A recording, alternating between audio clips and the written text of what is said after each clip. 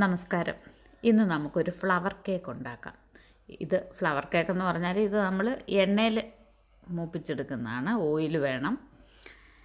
നല്ല സൂപ്പർ ടേസ്റ്റുള്ള കേക്കാണ്. ഇതെല്ലാവരും ഉണ്ടാക്കി നോക്കുക, കഴിച്ചു നോക്കുക. ഇഷ്ടപ്പെട്ടെങ്കിൽ നമുക്ക് ലൈക്കും ഷെയറും, നമ്മുടെ ചാനൽ ആദ്യമായിട്ട് കാണുന്നവരാണെങ്കിൽ സബ്സ്ക്രൈബ് ചെയ്യണം. പിന്നെ വീഡിയോ ഇഷ്ടപ്പെട്ടെങ്കിൽ കമൻറ്റും ചെയ്യുക. അപ്പോൾ ഇതിലേക്ക് നമുക്ക് കുക്കിങ്ങിലേക്ക് കടക്കാം. ഇതിൽ ഞാൻ 2 താറാമുട്ടയാണ് എടുത്തിരിക്കുന്നത്. ഈ ടൈപ്പ് കേക്കിന് താറാമുട്ടയാണ് ഏറ്റവും നല്ലത്. കോഴിമുട്ട നിങ്ങൾക്ക് ഉപയോഗിക്കാം, പക്ഷേ അത്ര ഒരു ടേസ്റ്റ് വരത്തില്ല. അപ്പം ഇതിലേക്ക് ഒരു പിഞ്ച് സോഡാപ്പൊടിയും ഒരു പിഞ്ച് സാൾട്ടും വേണം. എന്നിട്ട് ആ 2 താറാമുട്ട പൊട്ടിച്ച് നമ്മൾ അതിനകത്തോട്ട് ഒഴിക്കുക. എന്നിട്ടൊരു 150 ഗ്രാം പഞ്ചസാരയും കൂടെ, വൈറ്റ് പഞ്ചസാര ഉപയോഗിച്ചാലും മതി. ഞാനിവിടെ ബ്രൗൺ ഷുഗറാണ് ഉപയോഗിച്ചിരിക്കുന്നത്. പിന്നെ ഒരു സ്പൂണ് വെച്ച് ബീറ്റ് ചെയ്താലും മതി. ഞാൻ പിന്നെ ബീറ്റർ വെച്ച് അങ്ങ് അടിച്ചെന്നേ ഉള്ളൂ. ഇത് പഞ്ചസാര നന്നായിട്ട് അലിയുന്നത് വരെ ഒന്ന് അടിച്ചു കൊടുക്കണം.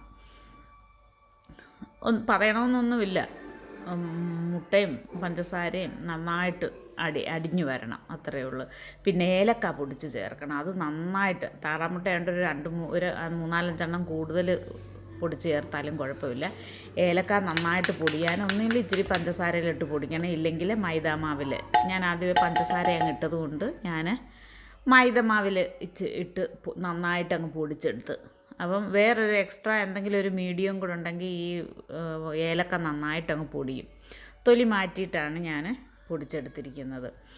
അങ്ങനെ അതിലോട്ട് നമുക്ക് മാവിട്ട് കൊടുക്കാം. നമ്മുടെ മൈദയാണ് ഞാൻ ഉപയോഗിച്ചിരിക്കുന്നത്.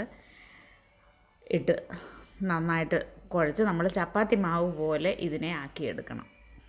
കൈയിട്ട് നന്നായിട്ട് കുഴച്ച് വേണം എടുക്കാൻ. അങ്ങനെ കുഴച്ചെടുത്തിട്ടുണ്ട്.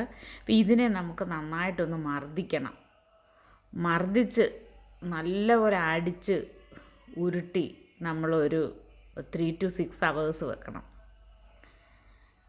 അങ്ങനെ വെച്ച് കഴിഞ്ഞാൽ ഒന്നുകൂടെ പിന്നെ നല്ല സോഫ്റ്റ് കേക്കായിരിക്കും. അങ്ങനെ ഒരു 3 to 6 hours ഇവിടെ വെച്ചിരുന്നു. ഞാനൊരു 6 hours ഞാൻ വെച്ചു. അങ്ങനെ ഇതിനെ ഈ ഷേപ്പിലെല്ലാം ഉരുട്ടിയെടുത്ത് ഒന്ന് സർക്കിളാക്കിയിട്ടുണ്ട്. എന്നിട്ട് നമുക്ക് ഇങ്ങനെ ഷേപ്പിൽ നമുക്ക് മുറിച്ച് കൊടുക്കാം.